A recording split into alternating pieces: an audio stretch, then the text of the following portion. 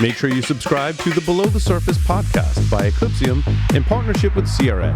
Myself and Scott Shefferman host this show, and we've had the pleasure of speaking with some amazing guests, including Zeno Kova, Richard Hughes, Vincent Zimmer, and more. We discuss topics related to firmware and supply chain security, uncovering those pesky vulnerabilities that lie, well, below the surface in your environments. You can find all the episodes and subscribe by visiting eclipsium.com/podcast or searching for Below the Surface in your favorite podcast catcher. Welcome back, everyone, to Paul's Security Weekly. They are celebrating the milestone of reaching over 1,000 members of the CISO community. That's right, the Cybersecurity Collaboration Forum is a one-stop shop for executive collaboration comprised of CISOs across various industries. If you want to be part of the growing community of CISOs, join as a member or technology partner. To learn more, visit securityweekly.com/cybersecurity collaboration. Mr. Lee Neely has joined us. Lee, welcome. Hey, it's good to be here. I can't believe it's already Wednesday. This week has been flying by. I've been looking forward to the show. Hey, I'm just barely shoving my articles into the feed now. So no worries. Life is good, but fast. Yes, it's going to be a lot of fun this evening. I want to start with reflections on trusting trust. Oh, but Josh isn't here, so we can't start on that. Is Josh coming back? All right, we got to wait for Josh to talk about that story. So, okay, in a few minutes we'll talk about that story. Let's then turn to where do you guys want to start? What was the other one that I was excited about? We can't start with Florida Man. We're going to have to do that one later. As well as I found a shenanigans story. Based on last week, I wanted a shenanigans story, so we get that going on as well. Let's start with it's cheap to exploit software, and that's a major security problem. There's a lot to unpack here. What I did find interesting in the beginning of the article is an Apple 0-day is really expensive, but an Adobe Acrobat is not as expensive. So I think there's a lot of factors that play into it. I don't think we can give all the credit to Apple because, can we? I mean, is everyone running around with Adobe Reader? Certainly everyone's running around with an iPhone in their pocket. So, there's that. So there's more than one factor to talk about how expensive you make it for an exploit. How expensive is it for an attacker to create said exploit, right?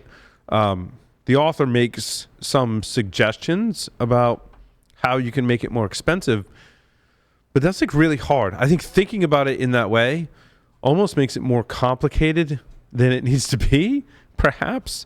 He says more security engineers in engineering, hire people that have development backgrounds and getting engineering leadership buy-in in the concept of increasing the cost to exploit software. I mean, that's hard. I mean, sure, when you build a company, you want to have the right people. You want to have the right people on the bus and in the right seats. Certainly, that's a thing.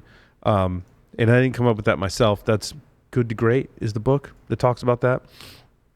It says shifting our focus from tools that clean up detection and response to building tools that raise the cost to exploit.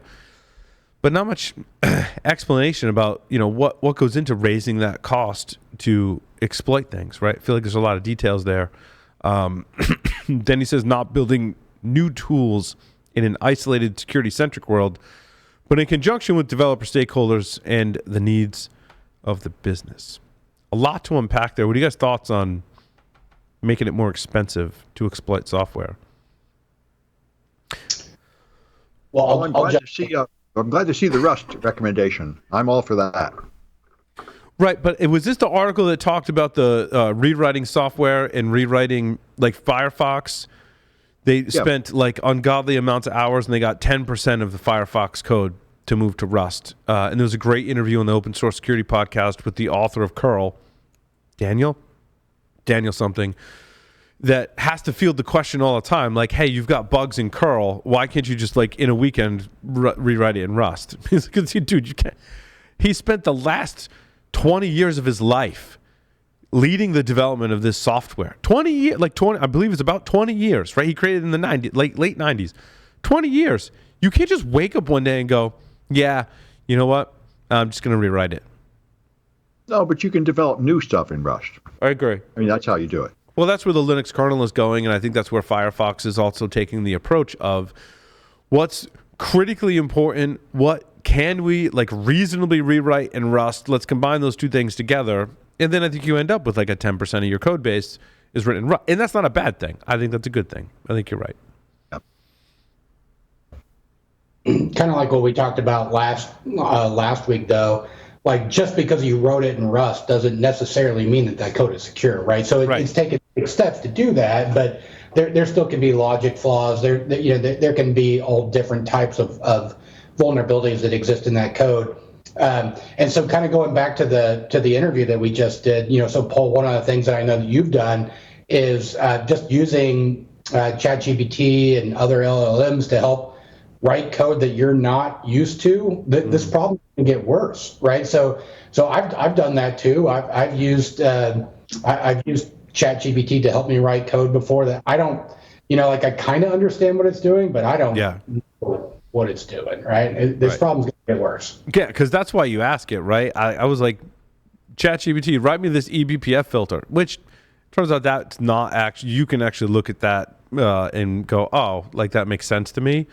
But like I said, it was alluding to earlier, if I asked it to write code in Rust or Go, maybe Go is a bad example because it is kind of C-like, right? But Rust, I'd be like, I don't know. I've logged my hours in programming in the past 10 years largely in Python, right? And what I like about ChatGPT is if I go, hey, write me this in Python, I can go, oh, I get it. It's most of the way there. I could tweak this. I understand what it's doing. Right. Provided it's not a complex irregular expression, I can pretty much understand what it's doing. If it's a regex, I just have to trust it. Yeah, right. Yes, that's funny. Me too. Right. If it's a regex, I don't know. Does it work? Yep. Good. I'm done. I don't know. It looks like the cat walked on the keyboard. Sure. So there are a lot of code scanning tools that make it free to run against your own code. Those are a big help for me. So not to mention anybody by name, but there are professional tools that allow you to run it across your personal GitHub for free. I think that's a big start. But one of the things in this article that they mentioned, right? So just because a patch is released doesn't necessarily mean that you're patched, right? You need to apply it, right? So I mean, it's a big problem. Also, I think if you're making it more expensive to find an exploit in your software, there's an inverse relationship also to your costs. I shouldn't say an inverse relationship, but so as you work towards making it more expensive to write an exploit for your software, that's also costing you more money. It's more effort and money to create better software that makes it harder for the adversary to create an exploit for it, which is why Apple is one of the things that factors into that equation. Sure, billions of people have iPhones. It's one of the largest software companies in the world, so it can spend a lot of resources on that. And also there's a lot of users, so that exploit's going to be expensive. Yeah. Whether it's the raw cost of materials to go buy it, like $1 million for an Apple iPhone 0 or 10 million or whatever the price is now, it's a lot, right? The author was kind of applauding Apple for driving up that cost. And I do think that's some things that Apple has done really well. But also they have a closed ecosystem, which gives them an advantage as well. When we write open source software, we're putting that in a diverse ecosystem where I want my code to run as many places as possible. Apple's like, nope, it's going to run on this hardware, with this firmware, with this operating system that, by the way, we control all of that. So, yeah, and there's no good way to determine what's good code and bad code as a consumer, right? So as a consumer, there's no way to determine. So think about cars, and it doesn't even have to be self-driving cars in general. How they're mostly computers, right? And you start to wonder, right? Is an expensive car's software better because it's expensive? And then when you start looking at auto driving cars and those kind of things, is one vendor's autonomous driving better than another? Does the expensive car prioritize the driver's life over somebody else's life? There's just no good way to determine.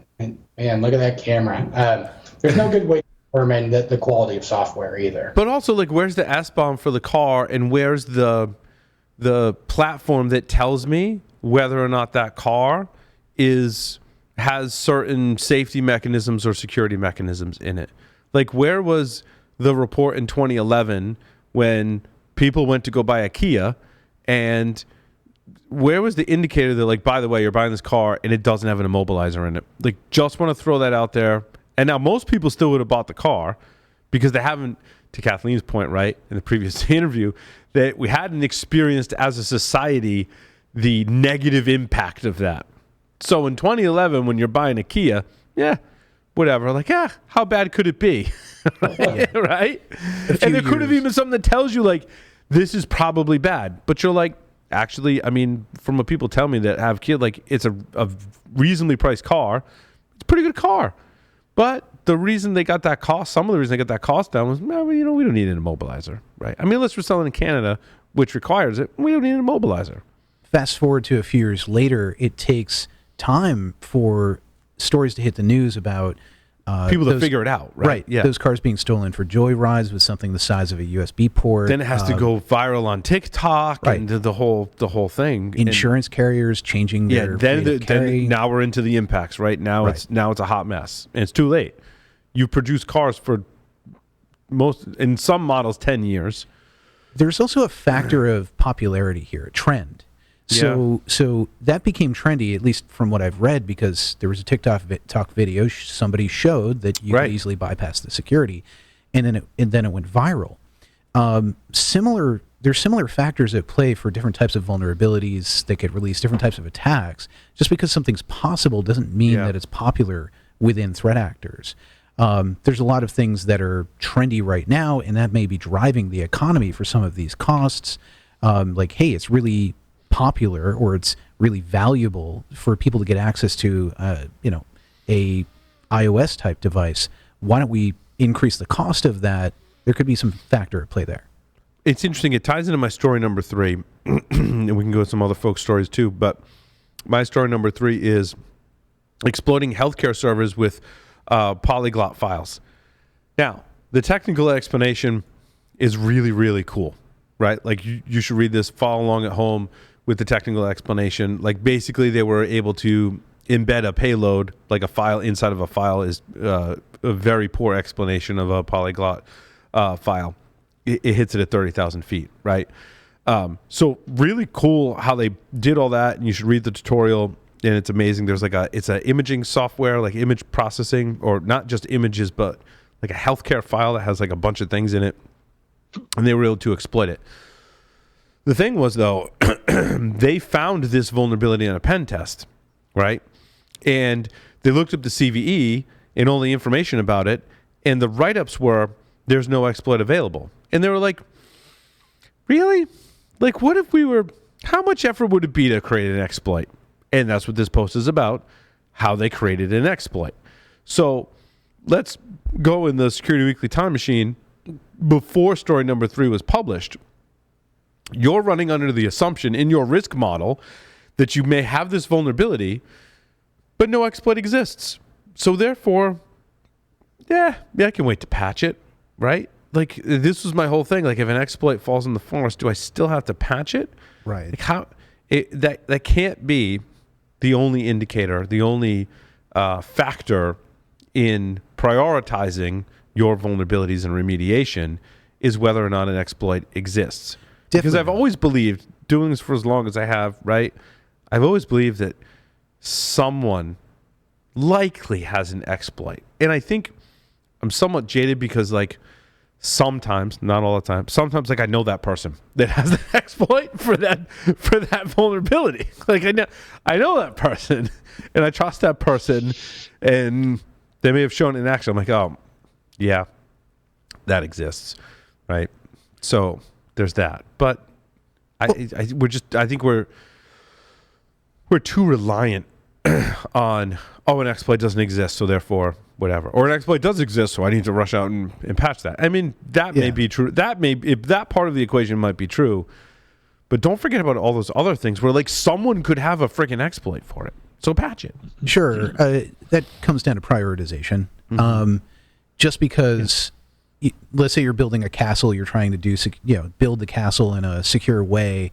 Just because you haven't seen a dragon doesn't mean you shouldn't plan for dragon attacks. Right. But if you haven't seen a dragon in 100 years of that castle existing, maybe that's lower on your priority of things, and you probably have a stack of things that you need to address beforehand, and that's an art form. Doing that prioritization model for every single organization is going to be different. So it's definitely get your point. Assume that there's an exploit for every vulnerability. I definitely would subscribe to that. If not one, more than one potentially. But then the question is, has this actively been in use in the wild? Is it easy? Is it popular? Again, just because it's potentially easy to do doesn't mean people are actually doing that. Right. This one was an example of easy. You're right, Dave. There are examples where the exploit's really friggin' hard. Right? And then it comes out later that, like, after time, people have figured out how to do it. You have to be on site, physically located. You have to toss your flipper over the fence. Somebody has to pick it up, go through the smoker door in the side of the building, and actually get into the mailroom. Like, there's some more steps. Your Tesla has to have an AMD CPU that's vulnerable to fault injection, and we iterated for a year on our fault injection style attacks, and lo and behold, we can turn on the heated seats when we haven't paid for that feature. That was another example that I had of So and none of that's more product security, but Lee. I was going to say we're dancing around. You've got to find ways to prioritize and analyze the risk. We could have a severe vulnerability, but if it's in a system sitting on a shelf in the closet, that's not hooked to anything. It's not really exploitable. But on the other hand, if it's sitting out there on my public internet, fired up, ready to go, guess what? I guess that's what keeps this interesting. Is there's really not a trivial answer here. We're trying to educate people on making good choices. We could talk at length about vulnerability prioritization again. We could also talk about, you're talking about, Lee, exposed to the internet or not exposed to the internet. Why? My story number 18, F5 fixes a big IP auth bypass, allowing remote code execution in what they call the traffic management user interface that's exposed to the internet. Why are we still, like 2023, exposing management interfaces to the internet? Why? But can we just, if we could just not do that, the whole internet would be a safer place. Can we just not do that? Why is this always keep coming back to, my management interface was exposed to the internet? Like, what were you expecting? Yeah. Well, isn't the F5 device a VPN among other things? Big IP is a load balancer, if I'm not mistaken. Is that true? But even so, then it has to be the first thing, right? Correct. Yes. But this says the traffic management user interface and does not affect the data plane. So, like, the management interface is separate from the functionality of the load balancing of the device, right? Which is how most of us remember configuring this stuff, right? Well, I'd like to say put the administrative interface behind a VPN concentrator, but then where do you put the administrative interface of the VPN concentrator? Behind the VPN, that's the one you hook to your modem. A really long Ethernet cable to your house. Right. Well, that's the thing. These guys buy security devices, and then whichever one is on the outside pretty much has to be connected to the internet. What else can you do? Mm-hmm. Well, the device has access, but the management interfaces can be restricted severely. If you want to be able to access them off-site, they have to be obtainable from the outside. Do they? And, well, sure. How else are you going to do it? What are you going to do if you're on vacation and you have to fix the thing? Or if you have remote work, people working at home. You're a single point of failure. That's your own damn fault. But I'm just thinking from practical point of view, you do want your administrators to be able to connect remotely, and you don't want to tell them they can't book a coffee house or something. We want them to do.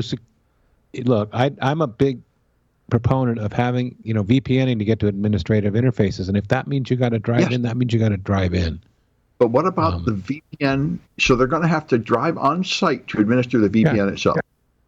Well, that would be more secure, but more expensive and inconvenient. And I agree. I didn't say it's a flawless model.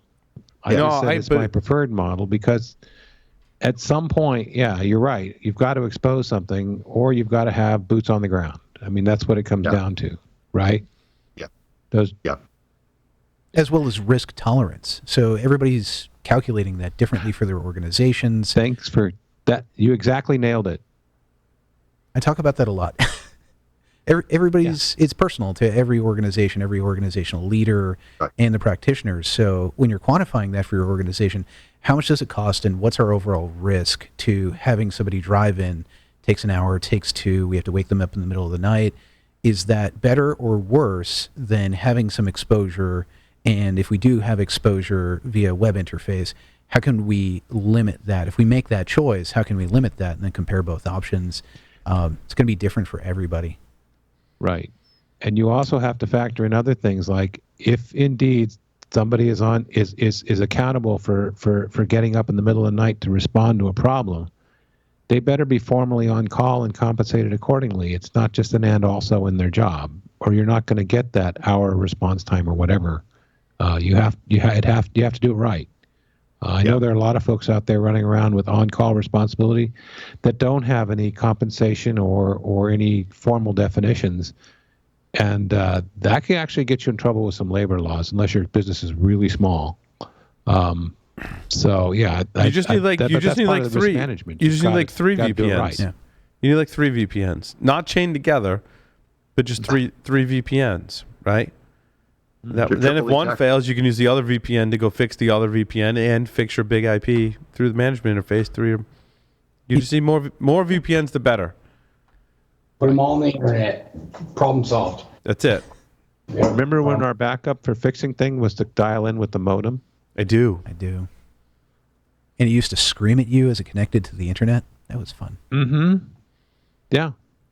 Those were wonderful sounds.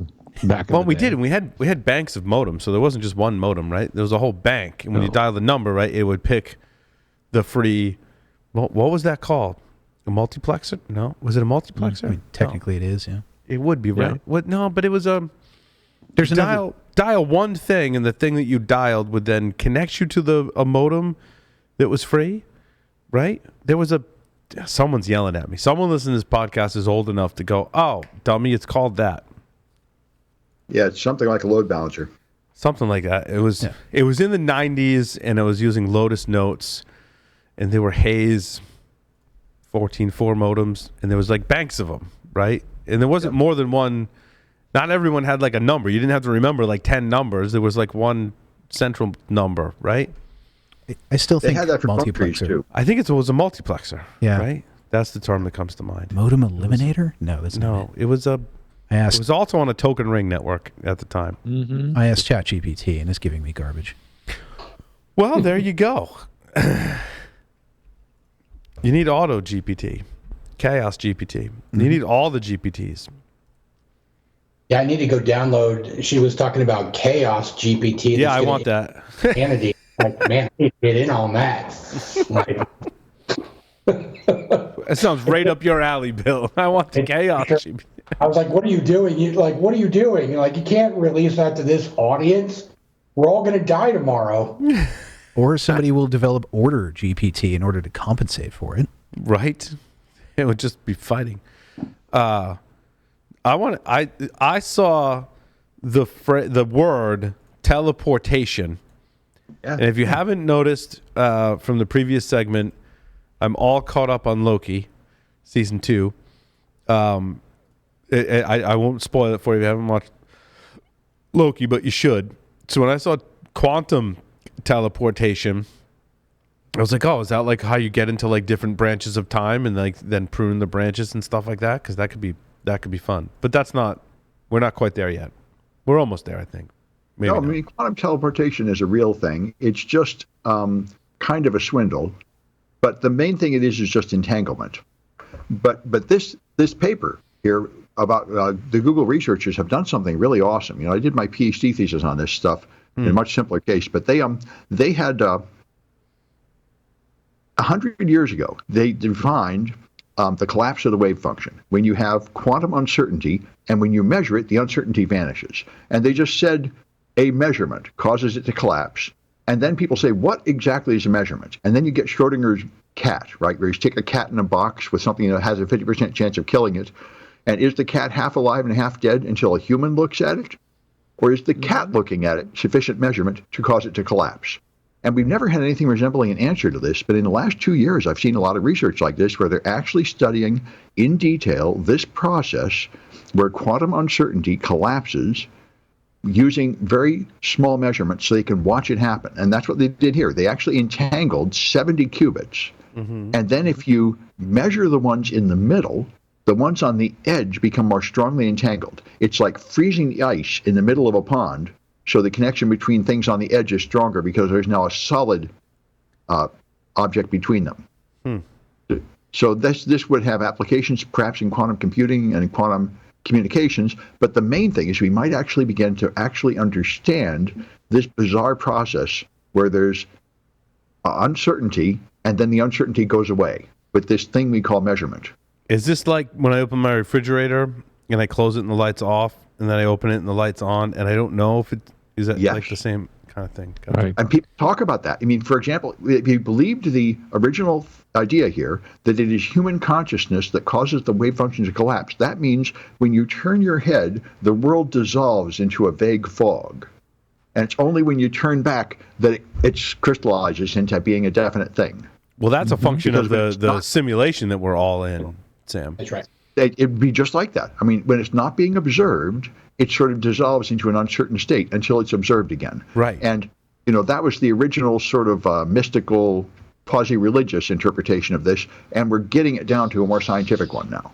It's crazy, dude. It's nuts. I have no idea what he just said, but what I do know is that this is the way that you can prove is that we're in the simulation, right? That right. is I think that's yes. Well, actually, the people took that simulation thing seriously a few years ago, and I think the way to prove it would be to find the pixel size.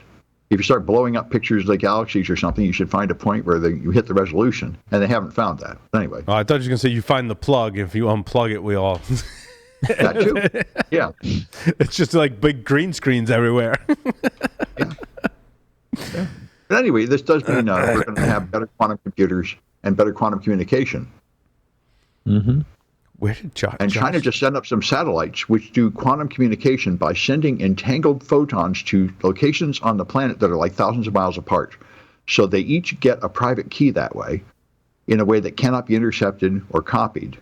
So they deliver a private key using quantum entanglement over huge distances, and it works.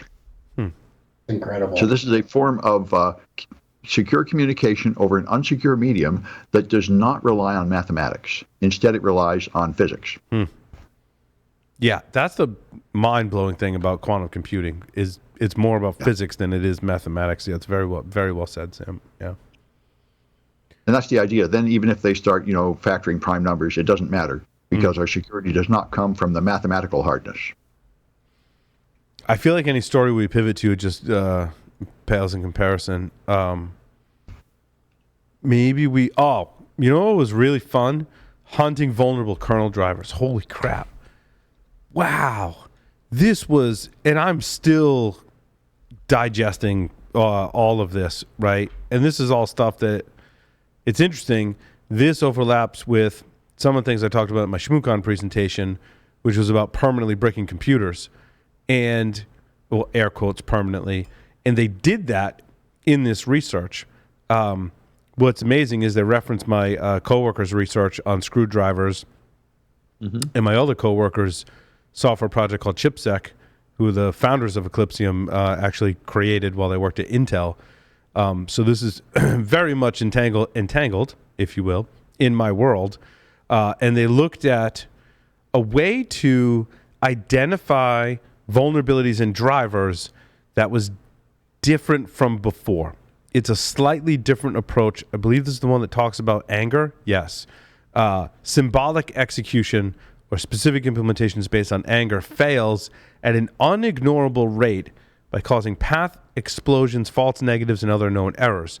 So they used a different method for identifying vulnerabilities whose technical details, to be quite honest with you, I have not fully consumed or over my head at this point. I did understand other bits and pieces of this when they talked about spy flash modification, and registers and using memory mapped I/O. Actually, that was the premise of taking advantage of some of these vulnerable drivers, was to use memory mapped I/O to gain access to the spy flash, barring other permissions. In their example, if you keep scrolling, it talks about how they used one of the vulnerable drivers to issue a spy erase command. So ChipSec is a project that reads the spy flash on your computer where a lot of things are stored. I have a whole presentation about like what's stored there and how it's stored. And my coworkers have explained that to me at length in the past year plus. And so, but in ChipSec, it's reading those values.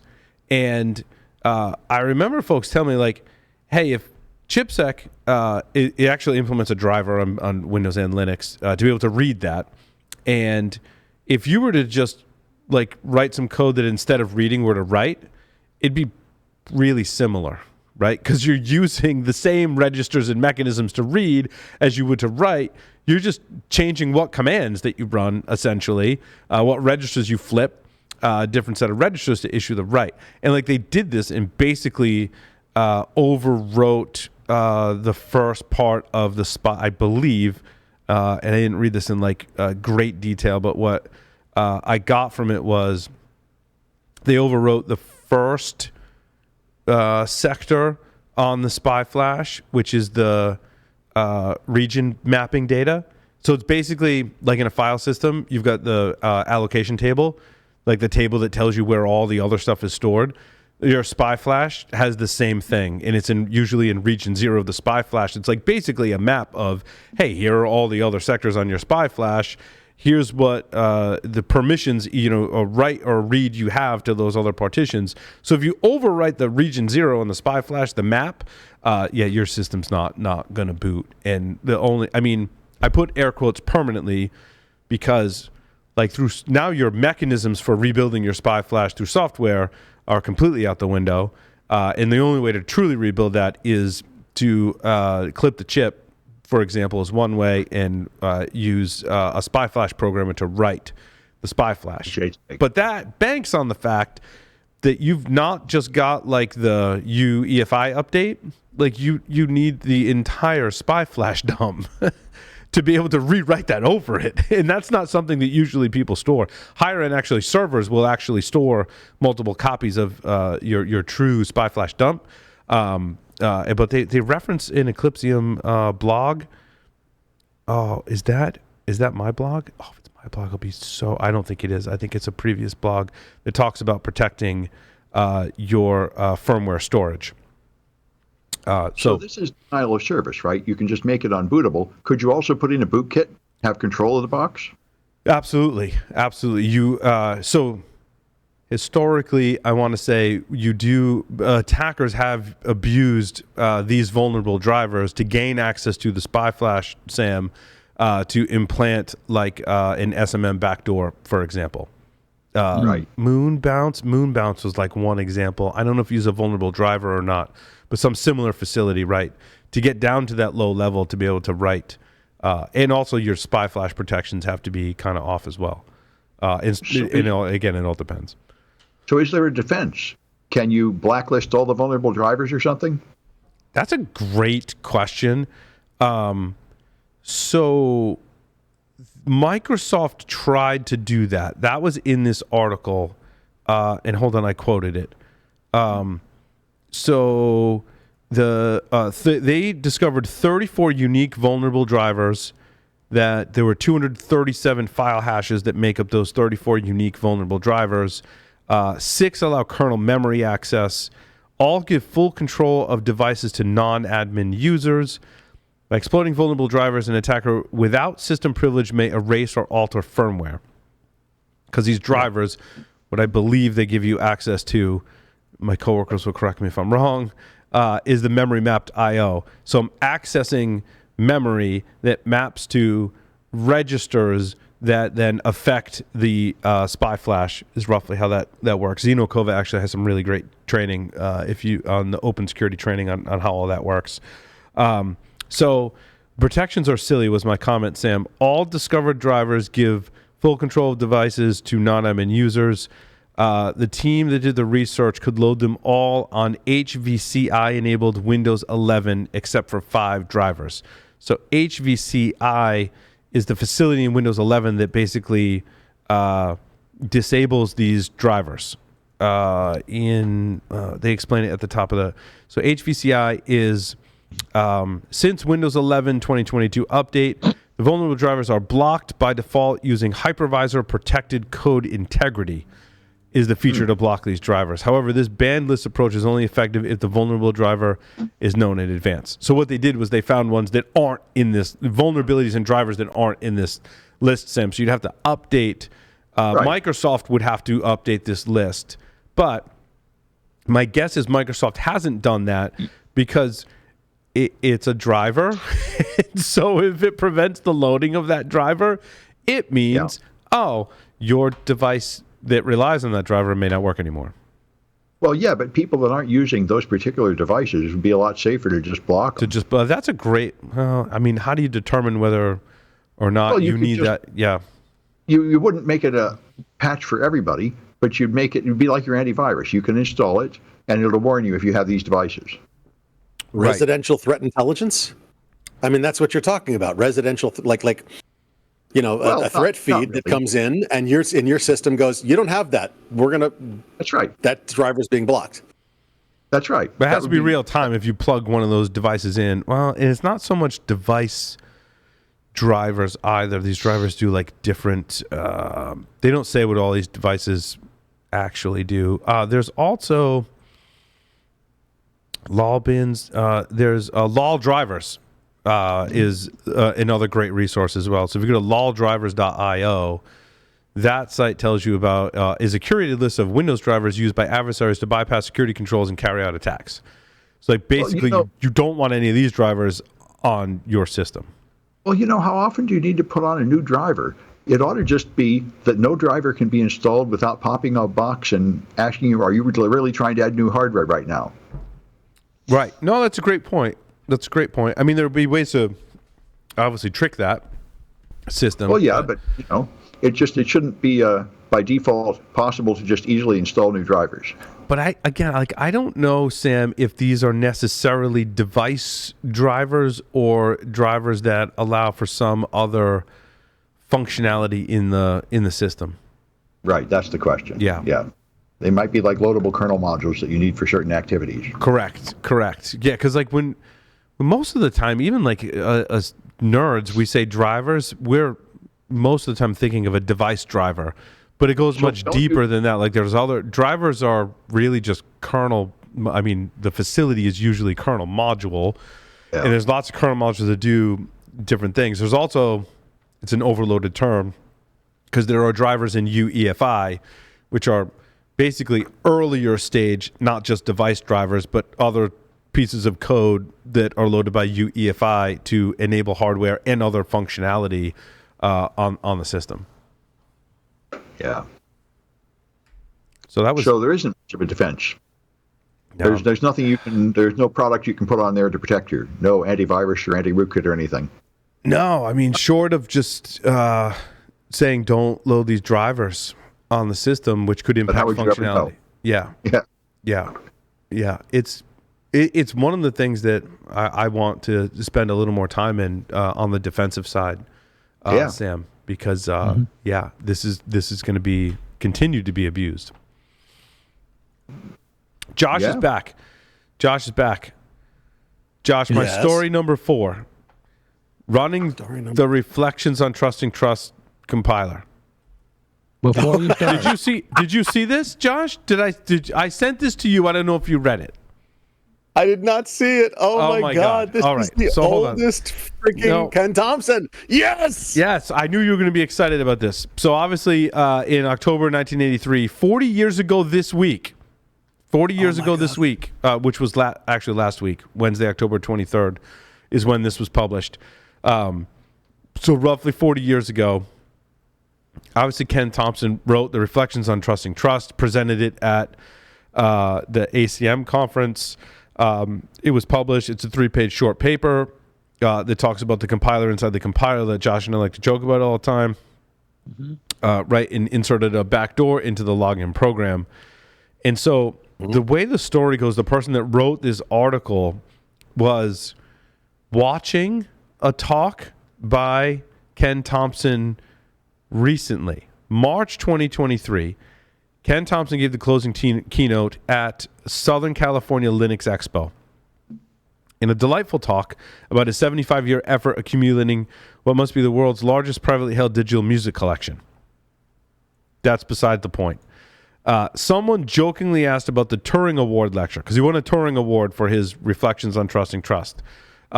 He said, and the person who asked the question said, can you tell us right now whether you have a backdoor copy of GCC and Linux still today? And Ken's response was no. Holy shit. Yes. He did, though. He fucking did. Yes. So, but like what he said in there is, but the one, so I'm going to quote Ken Thompson at the end of his explanation says, but the one question I've been waiting for since I wrote the paper 40 years ago is, you got the code? He's like, I've never been asked. And yes, I still have the code. The author of this article wrote Ken Thompson, said, hey, can I have a copy of the code? Ken Thompson was like, sure, you can have a copy of the code, and friggin' sent him the code. And so for the first time, all of us nerds get to read through the code. And the author did what can only be described as the most frigging amazing job of not just describing what the code does, running the code, sharing an example of how it worked, putting it on a virtual instance of like version of V5 Unix system in virtualization. Also rewrote the code in Go and gave that example as well. And just like but then also talks about how modern compilers actually have defenses against this, which I think is Ken talked about in his paper, right? Because you've got like multiple compilers and they both compile the code and then they compare the code. But my technical details are kind of lost. It's very confusing to understand the bootstrapping trust.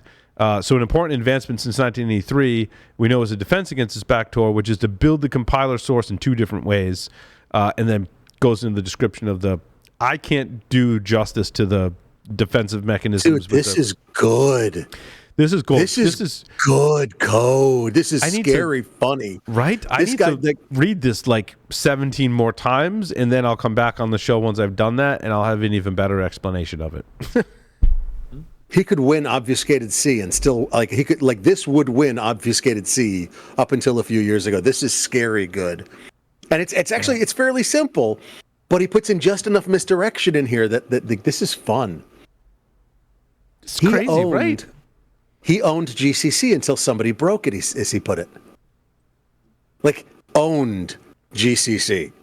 Like crazy. Like he breaks it down because Ken's paper there's a multiple like sections and things you have to grok before you fully understand what's happening, right? Like the first, as he said, this author says in running the Reflections on Trust compiler article, he says you have to write a self-reproducing program, which is called a quine, which is basically a program that prints its own source code out, right? That's step one. Step two, compilers learn. So notice when a compiler compiles itself, because when the compiler compiles itself, you have to know when that happens so that you can inject your backdoor. Then you have to learn how to recognize the backdoor, recognize and insert the backdoor, recognize the compiler itself and insert the code before the changes, and then know like what facilities inside the compiler will allow for you to insert this. It just amazing stuff. Yeah, the contested code is working on V5. It only works on V6 Unix. This was built in 1975. Yes. And this son of a bitch was looking forward to how we program today in a lot of ways. He had magic parameters in there. He had self-reproducing code. Do you know how they found it? Apparently they found it at a group, the PWB group. Oh, yeah, there's a whole story in there, dude. Oh, my God. Yeah, like They this found code, it because it kept had compiling and propagated. getting bigger every time. The only reason they found it was it kept getting bigger every time. It wasn't cleaning itself up as it went along. So they broke that sucker and brought back a clean compiler. They literally just replaced their compiler and brought back a clean compiler. But the backdoor was in the pre-process. This is cool. Oh, this is so cool. I thought you'd appreciate that, Josh. Oh my God, this is so neat. I'm sorry. This is like a big deal, man. Like 40 years we've been talking about this paper, right? And now we get to see the actual source code in action. In computer history, this might as well be about 400. what it's doing. Right? Right. And it's actually pretty cool. And I mean, yeah, think about this. This is Unix v5. This is way long ago, and before v5, actually v4. So get out that roadmap versions of Linux that stretches a mile long, and look way over to the Unix end. Before BSD. Yeah, before this is they're 3. They're referencing System 4, System 5. Yeah, he's got a simulator. He's got an emulator running V6 in there that'll work. The code will work on. So in the article, you can just click there and see it. You don't have to build your own. Relax. Yeah. But like, this is just so adorable. Like, it was built beautifully. It was well thought out. It uses programming fundamentals that we still use today, quite literally. And then he built it, but then he built it in Go, which is really like impressive. I thought it's like, take that. I'm doing this in Go. Pretty cool. Yeah. Again, this is an article you're going to read multiple times for sure. Yeah, definitely. And a good piece of history. Mm-hmm. So, sorry, that's just neat. I'm reading this again already. It's very distracting. I know. Yeah. Yes. So I have 2 words for you, Paul, and a challenge. The challenge is don't go backwards. The 2 words that you were trying to remember earlier is hunt group. A hunt group. Yes. Thank you, Lee. Hunt group. Yes. And was now that about that story again? I know it. Was that implemented in software, or was there like a hardware that did the hunt? It was grouping? an algorithm. Yeah. So it was an algorithm for how the lines were hunted. You could do it sequentially based on phone number. You could do it by a predetermined rotation, or there was 3 or 4 variants. But basically, it was how it decided to route calls.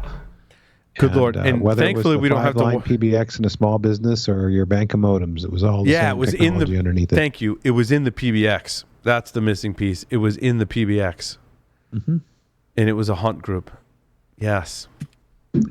Or line. I'm sure somebody's setting line group out from the side because that was another name for it. Sure, but we all call it a hunt group on the PBX. Now that you mention it, I forgot that we had a PBX. I forgot people used to have a PBX as part of their infrastructure. I mean, I'm sure some people still do, but I was going to say it is surveillance matrix switch.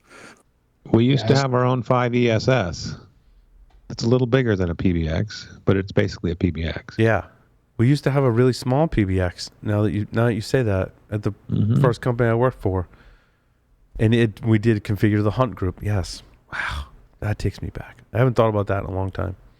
I remember selling a 4-line PBX system back in the early 80s for Radio Shack. I had no idea what the hell I was talking about. Mm-hmm. Yeah, because there were like small little cool, PBXs back in the day. That was freaking crazy. But I still had to sell it. I feel like we should have had Kathleen stay on for just this story. Because she used to work at AT&T Labs. Yeah, I wonder, she overlapped with Mudge, Peter Zaktow, at DARPA in like previous roles. Yeah. Because I remember talking with her about that, not on the air. So,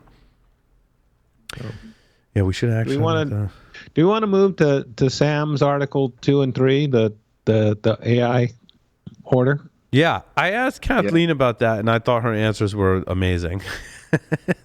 It was very kind of tactful, tactful and tongue in cheek, right? Yeah, well, and some people think this is great. Like Jake Williams said this. Oh, not something else. Sorry, I'm mixing it up. This is the Biden executive order. I don't think any. The best thing I read about it is people say similar orders have just been ignored in the past. And boy, I hope we can just ignore this one, because it's 200 pages long, and it says you have to submit all kinds of documents proving you're testing your AI for security flaws when you don't even know what you're talking about, and the government people at the other end don't know what they're talking about either. So, it just seems like it's going to waste your time filling out a bunch of forms with nonsense. Oh, so it's going to be run by the FDA? Is that going to be what? It's going to be run by the FDA? Is that it's going to? They're going to make I think new agencies to oversee AI security, and you will have to report to them how you tested your AI to make sure it's not racially discriminatory and stuff. Yeah. So it's going to be just the kind of burdensome, pointless administration that the Republicans always complain about. But it sounds like to me. Yeah. But I think it's when Kathleen was describing it, right? She said there was and these aren't her words, but she alluded to the noticeable absence of teeth, and that's where I tend to get frustrated with a lot of executive orders and initiatives and even standards put out by NIST. And I think NIST does an amazing job. Don't get me wrong. And I have friends at NIST and doing great work. But I think what we really yearn for in cybersecurity is for something to have some teeth, for someone to put a stake in the ground and go, you can't ship a product, or if you do, you got to fix it. You can't ship something that has some heinous security flaws in it. And if you do, you got to friggin' fix them. But in this case, I don't want any teeth at all, because they don't even know what they're talking about yet. I mean, it's not time to regulate AI yet. We don't even have AI yet. Well, and that's the scary. Well, and that's the scary so the large language models are not strong AI or general AI. You're right. Yeah. But what they are is something that can be used to abuse a lot of people and a lot of social engineering and a lot of weird stuff. And the problem is that every time you regulate, the AI creators move to another country. China and the EU have much better AI regulation than we have currently, although this new executive order, by the way, it's only like 3 days old, just FYI, is going to bring about. And so everybody moved to the US because we have venture capital and we have no regulation. What happens if we put out actual regulation where you have to do all sorts of stuff to do it? Nobody's going to pay attention.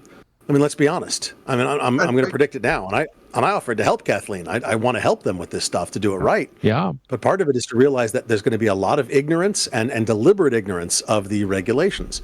Look, right now, if you're a venture capital funded company, and you're like, we're going to build product X, and somebody goes, hey, didn't somebody patent that? Don't look.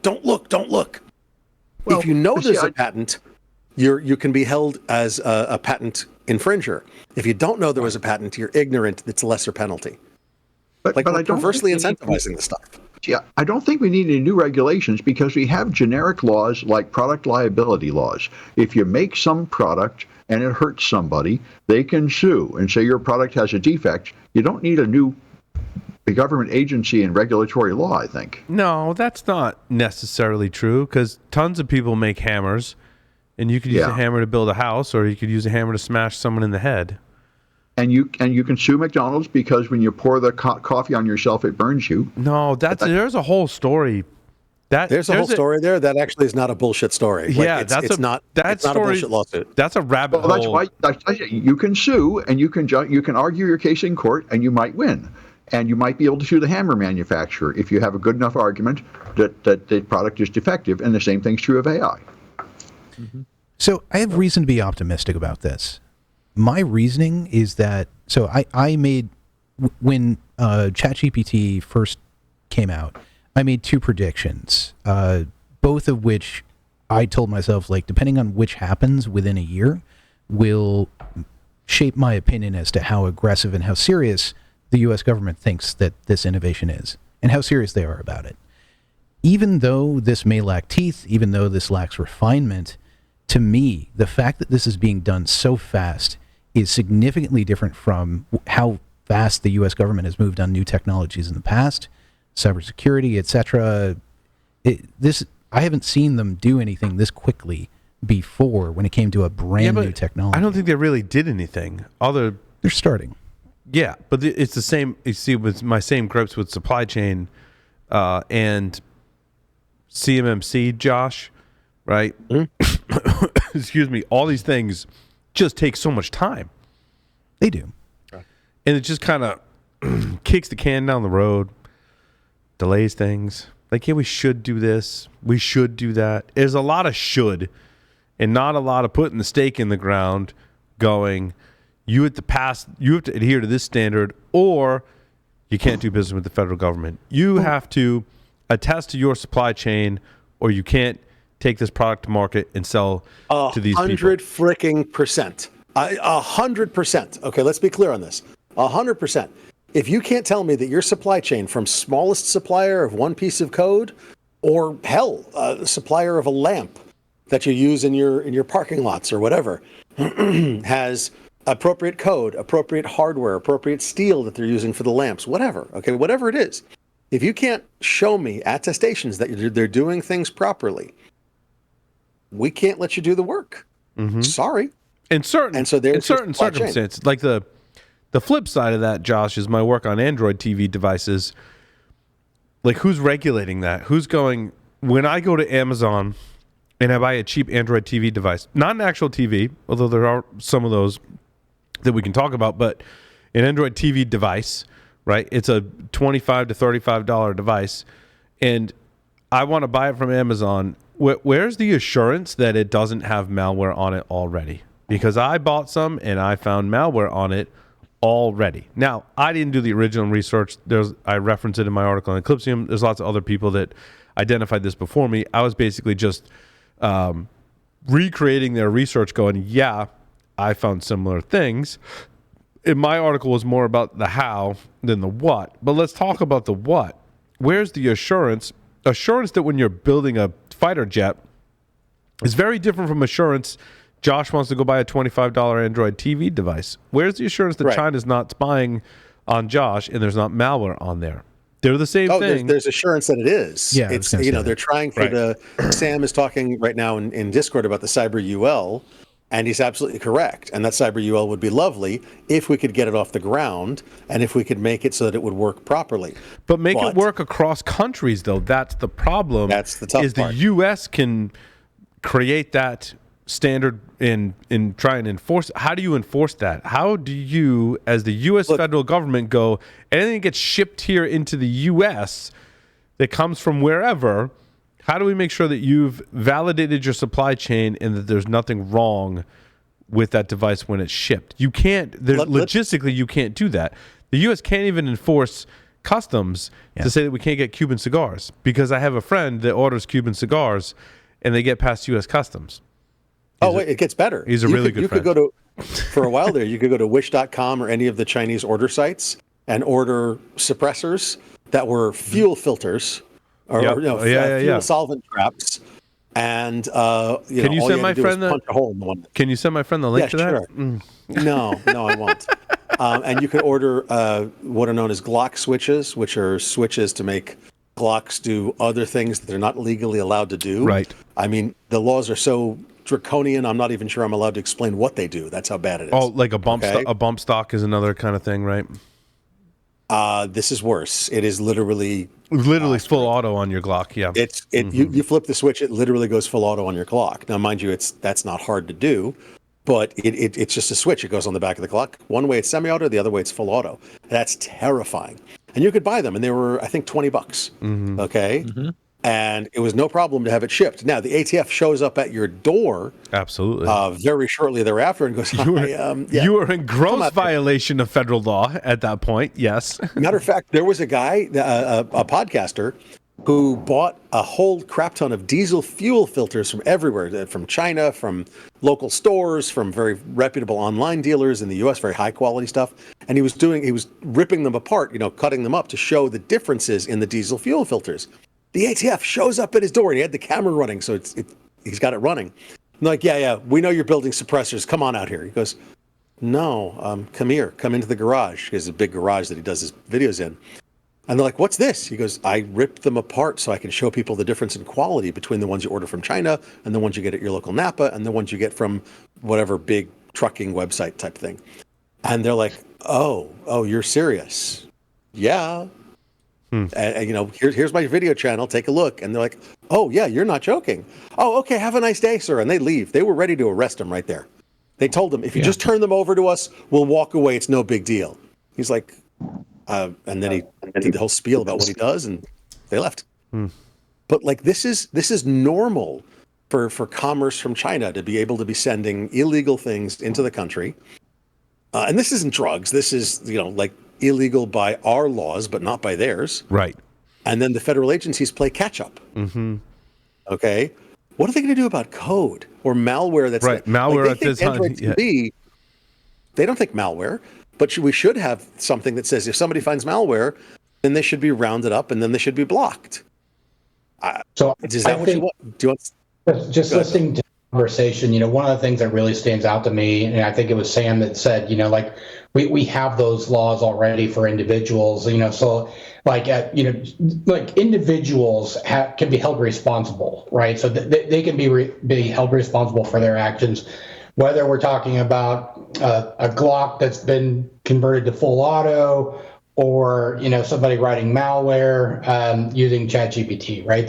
And the hammer, right? The hammer that can build the house, and so we already have those laws, right? And I think so, Paul. One of the things that just kind of kicked off this conversation, when you start talking about government teeth, right? So when you start talking about that in regulation, what that also does is really slow down progress, right? I agree. So it stifles innovation, Bill. Right. If it's not done properly. Yes, agreed. And I think over the last, if you just kind of look back and maybe like the last 6 years, 7 years, like across party bounds and everything, I think government has been doing a really good job of at least understanding what the new impactful technologies are going to be.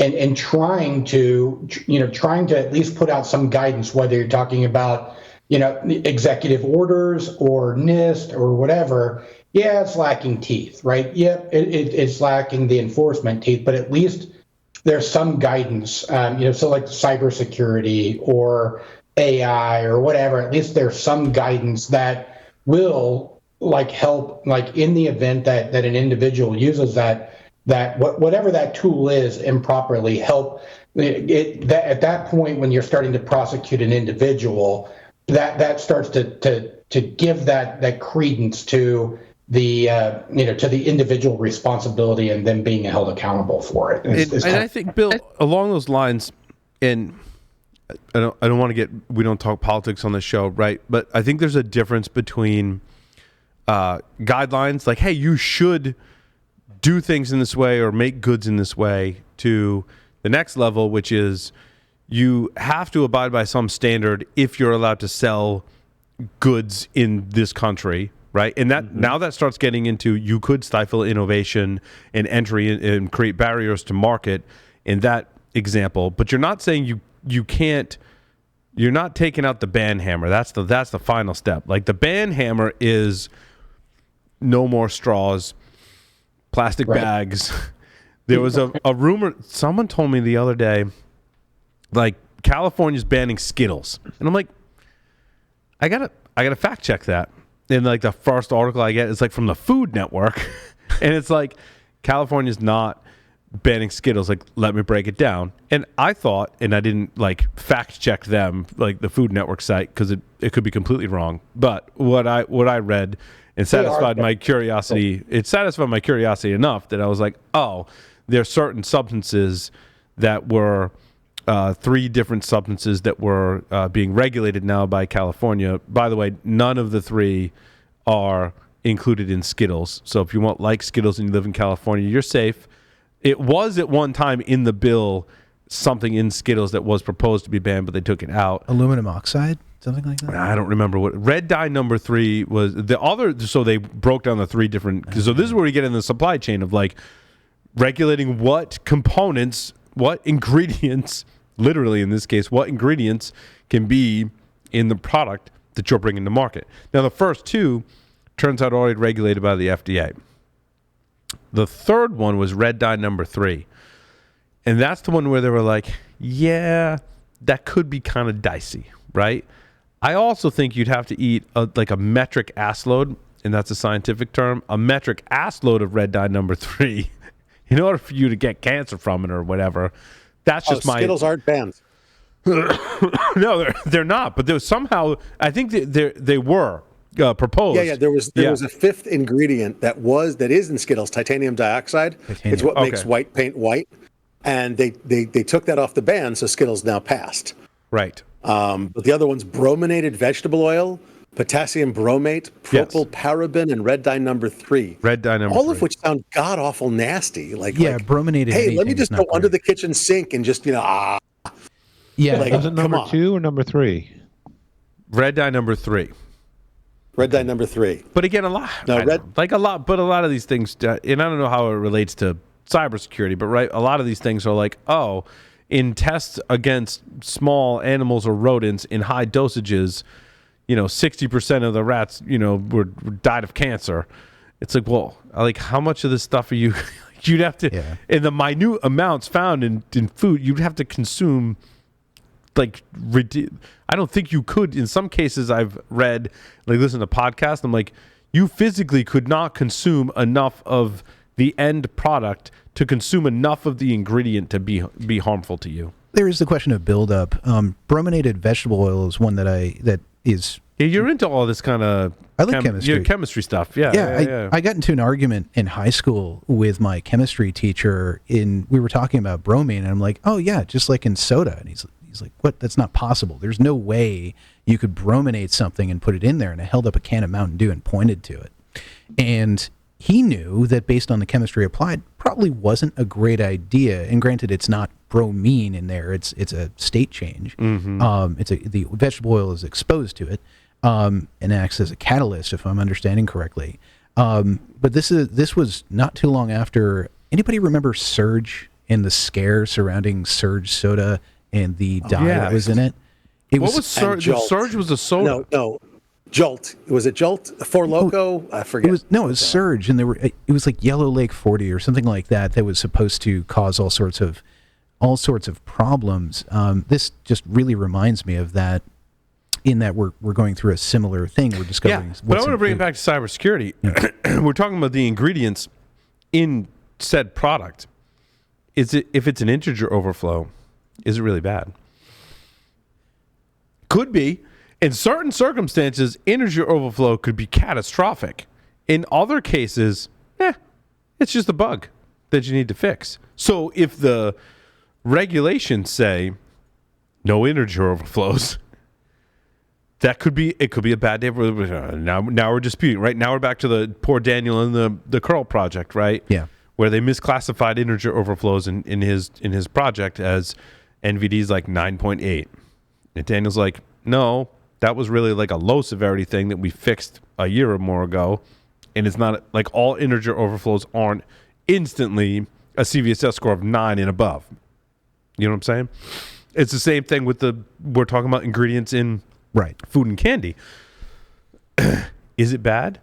This is where regulation can go wrong, right? It can over compensate for and implement the ban hammer when it doesn't need to. So I have an example that's iterative. So if anybody's seen the first versions of PCI DSS, they were so weak. Jeff's not here to. You said PCI, and even though Jeff's not here, telepathically now he has joined the show. Yeah, Jeff Man. Yeah, Bloody Mary. He's like, there's a disturbance in the. I sense a disturbance in the force. Man. If he walks through the door, I'll eat my hat. He is going to use force projection and project himself using the force onto the show right now. So with the original version of PCI, it was significantly weaker compared. There was a lot stricter, a lot less definition compared to what we have now. Which what are we up to? 3.2, 3.4? 4.0. 4.0 will be official. Josh, do you know what? Bill, do you know what? Lee, Sam? 4.0. It's like 6 months. I forget. Okay. It's soon. It's very soon. We've come a long way. The way that I've read and interpreted the effect of what the language had on people in the market, people responsible for that, essentially it was teaching people basic cybersecurity concepts to start with who had never been exposed to it, by basically saying you have to be compliant here. It wasn't necessarily, especially in the beginning, requiring a lot of actual security to be in place, but it was starting to get to the point where they were like, hey, you have to start thinking about this. Are you going to drink any of this booze, or are you going to leave it all up to me? And I thought that was yours. Okay. Why are you pouring into a glass? Just I should just be drinking right from the bottle. It's a waste of time. Although I was eyeballing the bottle of chartreuse over there. That's a nice, those are hard to get right. It's all yours. Anyway, what were we saying? So anyway, what I've essentially seen is that PCI DSS is effectively teaching people basic cybersecurity principles over a very long period of time. If we were able to do that a whole lot better with a less a lot more efficiently, we could do that in similar iterations where it grows sharper teeth over time and teaches people. I agree. I think PCI is a good example of regulation that has been effective. I think I poo-pooed it for a long time. Me too. But you know what the turning point for me was?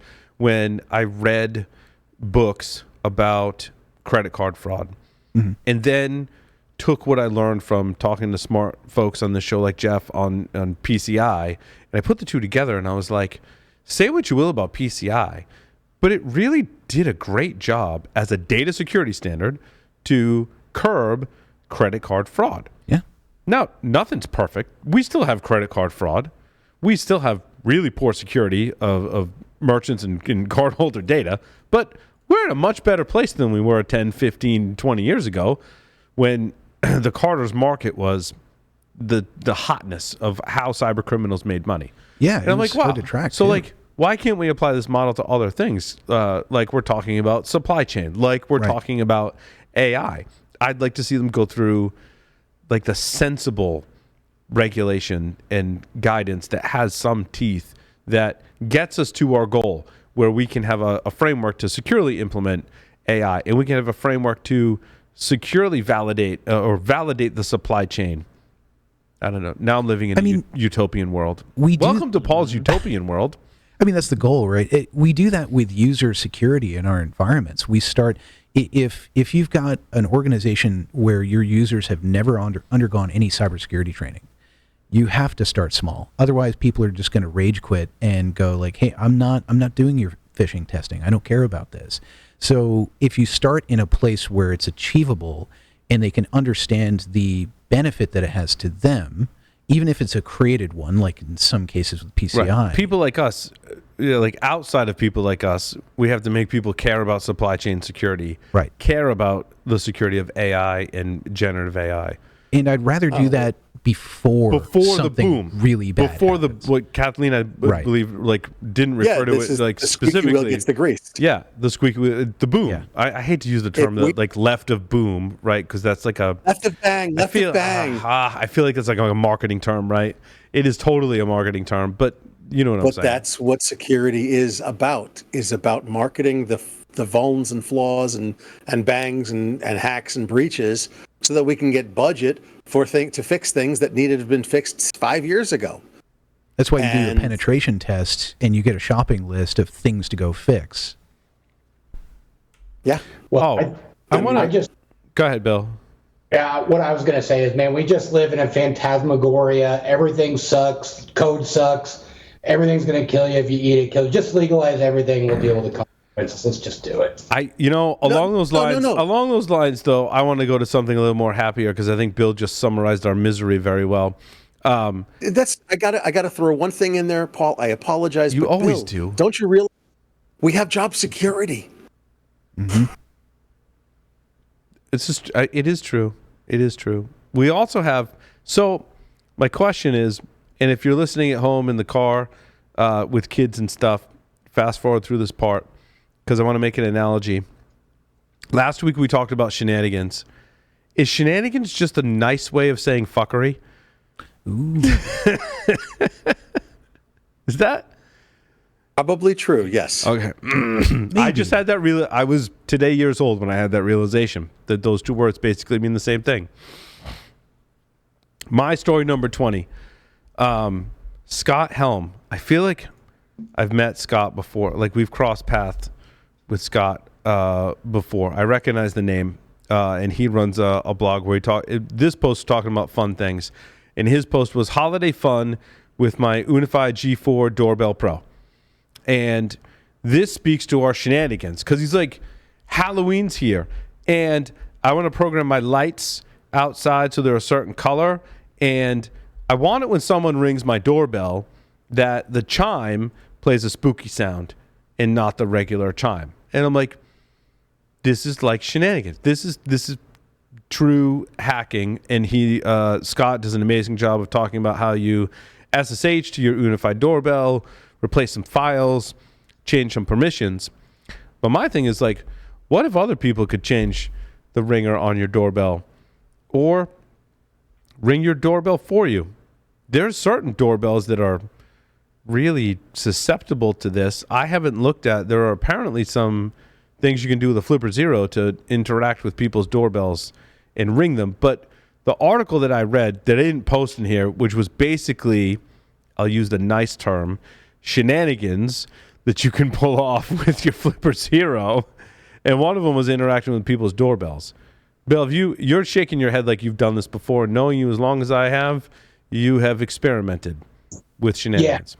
Yeah, and probably I'm probably not the only one on here. I imagine that we've all done that. But so like there were, and just kind of, and I don't know what you're talking about with so I did read the Unify article, but talking about other doorbells, I'm sure you guys have all seen like what is it, like driveway announcements, and like real early on there were wireless doorbells or like extending doorbells like into the basement, those kind of things. Those always worked on, like, if I remember right, like in the 400 megahertz range or something like that. Yeah, right? Like you're talking about, years ago I walked into Home Depot or whatever and I bought a wireless doorbell, and basically it was transmitting and receiving at some frequency with no authentication, no security whatsoever. It was just like, if you're on this frequency and you transmit this data, you can make the doorbell go off. Yeah. Off, right? Like if there's a signal, it's ringing the door, right? And certainly like those kind of things like still exist in all kinds of areas, right? Just all kinds of areas. But then you start thinking about just what's the utility of doing that. So the Unify article was more interesting to me. Could you replace that? Probably not, right? So now you're actually talking about getting into someone's network, and then you got to SSH into their doorbell. Right. Thing. A little bit more difficult than just sending Agreed. 33 megahertz, right? In the Flipper article, Bill, to your point, it said that the doorbell stuff you can do with the Flipper, you can't necessarily do that with like a Ring, or what's the other popular doorbell? I use Ring. What is it? Nest. Yeah, Nest. Yeah, they said Nest, because Nest and Ring, like you were saying, Bill, are basically Wi-Fi. Like even I think the chime that I configured for my Ring doorbell, it communicates over Wi-Fi, unless it's initial setup. Initial setup's probably like BLE or something, where it pairs to my phone. Then I give it the Wi-Fi credentials over Bluetooth. Then it goes, I can connect to the Wi-Fi now, and I can find the Ring doorbell, and now we're paired, and life is good. Yeah, so what's interesting about this, and I kind of thought about this a little bit. I'm sure you know this, but I'm a big Halloween guy, and most of my decorations are animatronics, and they're all controlled Home Assistant and those kind of things. But years and years ago, I built a RGB lanyard, and I purposely made it vulnerable, and we wore them to DEF CON. So it was it had an open wireless, it was open, and you could also, it was unauthenticated Bluetooth. And I was hoping to see that somebody would change, the color of my, the lanyard that we were wearing, which never occurred. So nobody ever my lanyard. I was kind of disappointed about that. But you start thinking about things like when you start looking at just the consumer electronics around just the RGB lights, the ones that are underneath your kids' beds or up in the rooms or whatever like that. It would probably be pretty easy to take control of those, right? Like, that's mostly most of the ones my kids mess with, Bill, are infrared. Yeah. I don't know if you got like, especially when they get to be teenagers, they're like, I gotta have LED lights in my room, and my son's gone through like 5 or 6 sets over the years because like they break and they move them around and whatever. But there's an infrared receiver. It's usually on like a little cable that comes off the power brick. That it comes with a remote. Many of those are in infrared databases that you can put on your flipper. So you could definitely do some shenanigans with that. I knew the headphones in Honda vehicles, like so the back, for the kids in the back of the minivan, those actually were infrared too. The audio was transmitted over IR. No way. Nice. I didn't even know that was possible. Yeah, those are a lot of as seen on TV type products for people sitting there, like they can't hear their TV. They don't want to make it so loud that their spouse can't is being disturbed by it, so they'll get headphones that work off of IR. But so the TV would need to be. Usually, TVs have an infrared receiver. There's a little secondary box. Okay. Yeah. That does a infrared transmission into the receiver that's in the headphone. Yeah, I don't know. See, what I do is I use it like an NVIDIA Shield device that has Bluetooth on it, and then I'll pair my you can pair any Bluetooth headphones essentially to that. See, this is making me think of something I designed when I was in elementary school, which was essentially an infrared flashbang. So it was, and I only designed it on paper, and I never made that finished model for for infrared. But the theory was if I could program it with a set of certain infrared signals, then I could cause a whole bunch of things to respond and or turn on and off. It'd have to be strong enough, but you could basically like put it on a table and everything would go haywire in the room. I opted instead for a Casio watch, which had a built-in TV remote in order to make my teachers' lives more interesting. Now you have all that on the flipper. Yeah, basically. Yeah. Although it's not multi-directional. So with add-on boards, it is. True. Right. Yep. I'll send you a link. If you try hard enough, anything is multi-directional. Yeah. I mean, you could probably build your own. For sure, right? Yeah. Like it's just a board where you solder a bunch of diodes on it. And the ones I ordered weren't very expensive, but work phenomenally well. Yeah. On the flipper. But the flipper, now I'm giving people ideas on how to cause carnage, Dave, with their flippers. Well, don't do this unless you have permission. However, the flipper has a really cool infrared interface. Yeah. One of the things inside of the flipper kind of ecosystem is the concept of a playlist.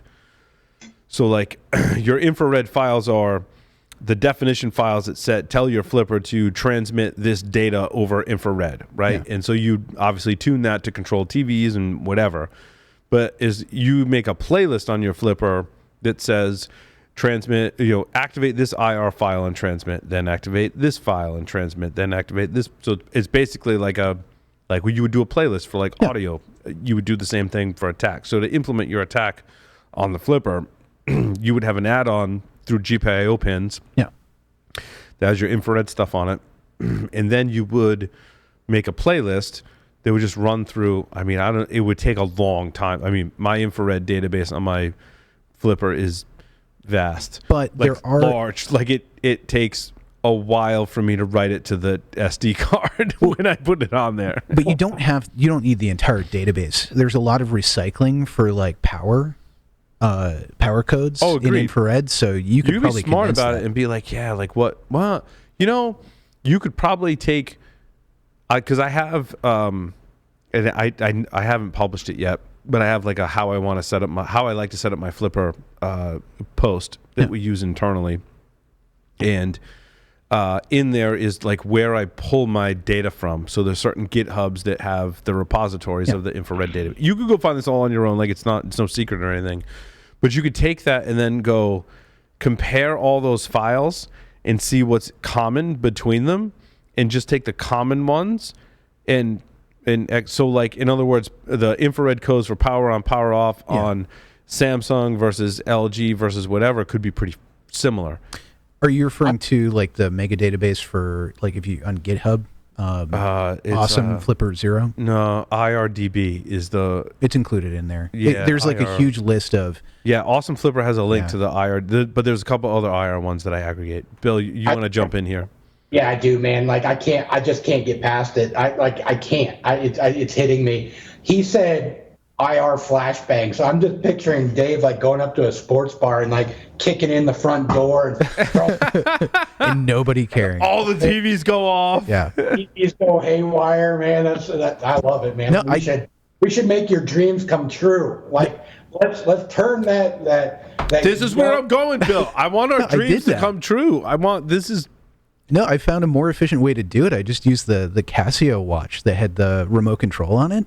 And I would just like go into restaurants that had TVs on and just turn stuff off and just wait. Something in, man. I want to see you throw something in there and cause some havoc. Yeah, it reminds me of the Shmoo group back in the day that took a WT54G and like padded it and put like a Wi-Fi attack on it, and it was like their Wi-Fi grenade. Yeah, there was a company, I can't remember their name, but they were giving out to any unique email address. They were giving out free access points. And they were the size of they would run on 9 volts, and they were the size of a pack of cigarettes. Yeah. It was gargoyles. like They were the gargoyles. Gargoyles? TP-Link makes them. I think it was the gargoyles. Maybe.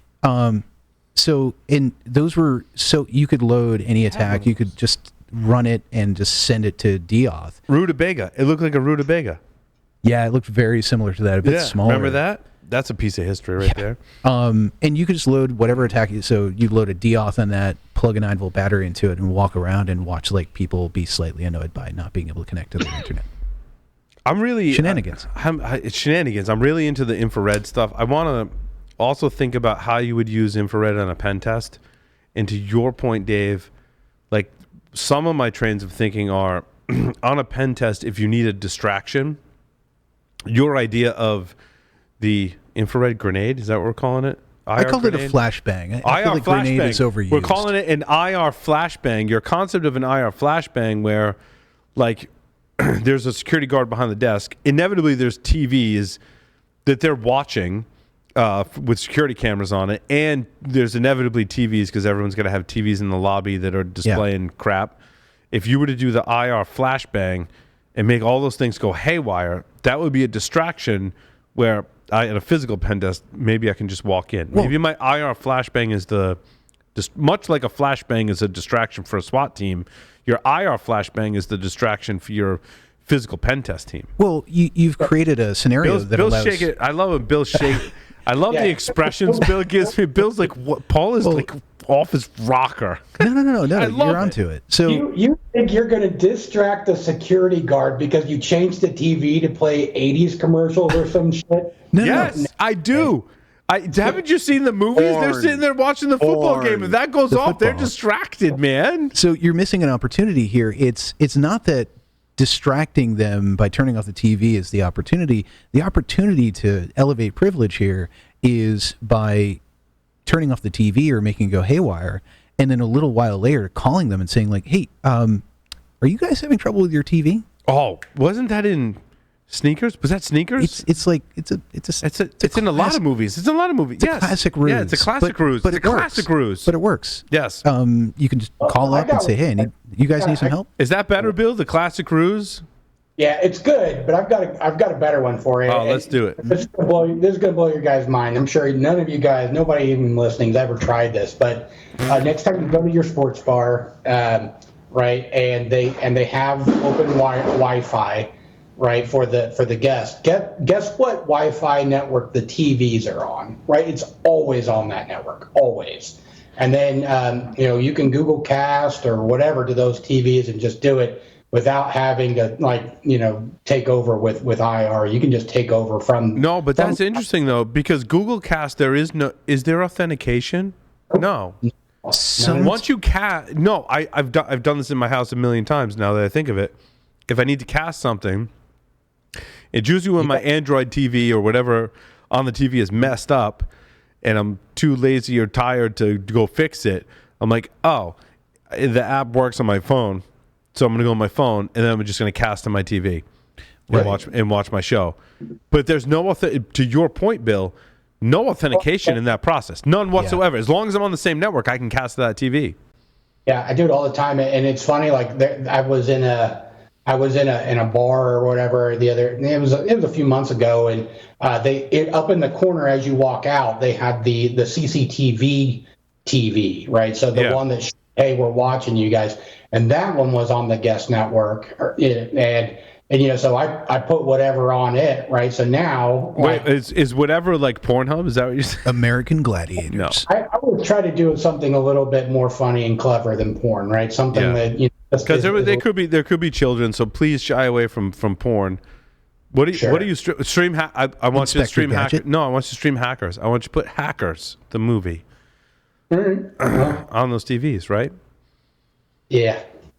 I've got my go-to. It's all good. I've got my go-to, my signature, whatever. But we'll chat after the show what your go-to is. We could build a device that does both, right? That does IR and casting. But speaking of Flipper, Paul, this is where I thought you were going to go. The BLE spam over to Android. Dude, oh man, this is the story that it's like the gift that keeps on giving and the story that keeps on giving, right? Because now someone has ported the BLE spam to Android. But the whole thing with Android is Android limits apps' ability to increase the transmit power on the Bluetooth radio. So while someone has developed, if you're brave enough to either compile or install an APK on your Android phone, and when I looked at this today, I'm like, that's not going on the phone that I have all my apps on and use every day. That's going on one of my other Android devices that I have flagged specifically for research, by the way. So I think we're coming down to you need multiple Android phones. Yeah. There was another use case I had for that in my stories where it might have been this one where I'm like, oh, also this article talks, Bill, about remediation, how you can turn it off on these platforms so you don't receive those messages. Dave, I was doing this to you last week. Yeah, and I just went and did this. Yeah, and basically. So you do that on that device. But my thing is, I need a device where it's vulnerable so I can still test the apps. Yeah. So. But it's still not as good as a Flipper Zero for distance. So, don't throw away your Flipper Zeros if your favorite thing is to do. But also, I will say, Flipper Zero isn't even the best device for this. No. I built a Raspberry Pi with an external Bluetooth adapter that is BLE. That has the latest one I got has a removable antenna. Now you get some serious range. On that, because I was kind of like, the original ones on the Flipper that just work with iOS devices, I wasn't impressed with the range. But Larry and I were talking like there's a lot of factors in that, like, interference obviously being one, but the other being what kind of Apple device you have and what version of the OS it runs. When I was testing it against my family and my kids' friends that brought their Apple devices over the house, it was seemingly random, right? Like I'd launch the attack and like one person would get it and then they would make it go away and then it wouldn't go back for them. And then like a little while later, another device would do it. But then if I had a device that I controlled, if I could lock that device and unlock it, it would get it again. Yeah. But it also, I think what Larry and I determined, because we did kind of independent testing and then compared notes, was it depends on the type of device, whether it's an iPhone, which iPhone it is, or whether it's an iPad, and which operating system is on each of those devices. The base chip, etc. The whole thing. The hardware, the firmware, the operating system, like all of those are variables that determine like how well or not well this attack is going to work vulnerability against them. But also, I found the latest one that I have on here is... What's it called? It's bad BLE spam. So this is the new generic one. So this is Rogue Master firmware on my Flipper. So like if I execute this one, this works cross-platform. Did you get that on your... Yep, I haven't turned that off on this. Is that Windows or Mac? No, Chromebook. Oh, you got it on your Chromebook? Yeah. Wow. It's an Android device, effectively. Yeah, I'm seeing. Oh, you want to connect your Pixel Buds? That's awesome. I didn't know it worked on Chromebook. Yeah, wow, that's right now. holy shit. Wow. I mean, why wouldn't it? That's Your work here is done, Paul. my work here is done. I'm glad I brought a test device. I didn't know that it. I actually did Yeah. not know it worked on Chromebooks. That's amazing. Yeah. Wow. Now I'm thinking if I bring it to my kid's school, I could spam all the Chromebooks in the kid's school. That's amazing. So there's a secondary effect that we haven't discussed is that I like that you bring devices every week to the studio that succumb to my my Bealey spam attacks. well, this is how we do hardening. That it's just organic. Because you didn't get that on your phone because you turned it off. Yeah, exactly. Yeah. I just didn't think about it because I haven't encountered that before. Then you started coming back here to studio. And Exactly. Yeah. So there's a secondary effect here, which is the noise ratio of Bluetooth signal that creates. Mm-hmm. So I had a similar app that was on my Flipper. I've had it there a while. I installed it and forgot about it. And I was sitting at my desk. I was working on some 3D printing design stuff. And I was working. I was using this same mouse, standard Bluetooth mouse, and it stopped working. So I started troubleshooting it, just turning it off and on again, and it still would not work. And I looked down, and my 2-year-old is holding my Flipper. And sure enough, she was interfering. Like, she basically DDoSed my mouse as a result amazing. of Bluetooth. And I'm like, Way to go. yeah, she's going to have a future in cybersecurity, I hope. That's Yep. proud dad moment right there. I was very proud. And And don't now touch me like that or I'm wiping out your mouse. exactly. I need candy every day from now on. Right. I was thinking about self-defense as she gets older, actually. Every trick helps. Mm-hmm. I keep thinking as you're talking about all this stuff with the Flipper Zero, you would have been in hog heaven at Wild West Hacking Fest because there was so much cool Flipper Zero stuff being done. Mm-hmm. The conference badge needed this 30 scans, and using a sequence on the Flipper Zero, people were hacking their badge just to replay it, although it took a little while, without having to actually do the work. They were cloning electronic door keys and a few other things. Like I said, Paul, you would have just had so much fun. It's a Swiss Army knife of hacking, but again, it's kind of like very much a Swiss Army knife, and especially in that, like, I update firmware and it's like, oh, there's like the proof of concept for that attack. I'm like, cool. Yeah. Now how do I go build something that can make it better, that's dedicated? Right. How do I get like a Raspberry Pi device or HackRF? Like, how do I do this like for reals now? Right. Which is why I like this Flipper Zero as a introductory tool for people getting into the field, because like it's got a screen and you can go through all these attacks and like, wow, that's really cool. And I'm like, okay, now that like you get that stuff, like let's talk about all the different things it does and the specific tools that you can do. I think it's a conversation that has to be included every time we talk about the Flipper, right? Like there's dedicated stuff that does this better and more advanced and with a lot better configuration options and challenges you more. Like I've talked about, to implement some of these attacks we're talking about, yeah, I've got a Flipper and I go install from file and I update the firmware and then I just click around and I'm doing it. I'm like, well, that was too easy. How do I like do this for reals? Right?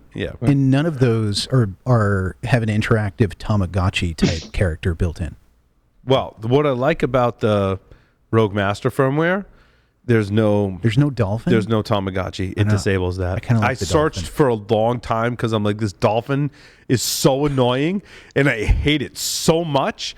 And I'm like, how do you disable that? And there was a couple of posts that I was reading, and then I read the Rogue Master stuff, like read through their documentation, and they're like, no, you can download a version of ours, and we just disable that for us. So they went through the work of actually disabling all of that, which is great. So that you're holding a non-dolphin safe Flipper.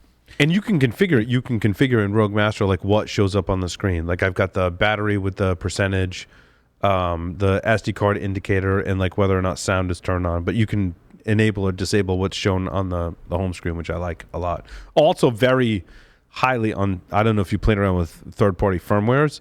They can also be very unstable. So like I keep this one as like my unstable experimental, and then my other flipper, like Unleashed, in my opinion, is a little more stable, so I keep Unleashed on the other one. I have to get an other flipper at some point. I also have to buy another Raspberry Pi at some point. And, Bill, you were saying this is I linked to it in my show notes.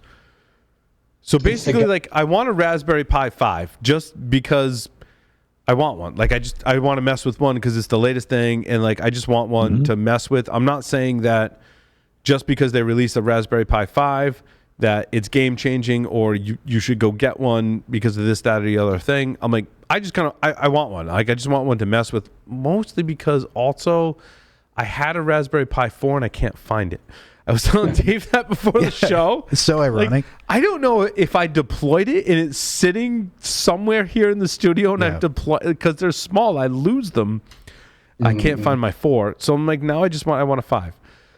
And most of the other ones I have are 3s. So like, I feel like the 3 to 5 jump is significant. So I want a 5 to mess around with. And I found what was the site that I found? rpilocator.com. But it Public looks service announcement. Our friends Larry and Paul need somebody to write the equivalent of "Find my Raspberry Pi" because they've got more than they can track. Is it pingable? Yeah, I don't know. But anyway. Oh my God. Bash.org. I've lost a server. I can ping it. It works. It's fine. But I just don't know where the hell it is. You know, someone told me a story today where they went to an organization and were talking with them and like whatever, and they were like, they found an entire data center, like not a server, not a rack. They had a data center that they found a data center. They like. What do you mean that they found? It's a hard They thing to found lose. I'm missing my Raspberry Pi 4, Josh. They lost a data center.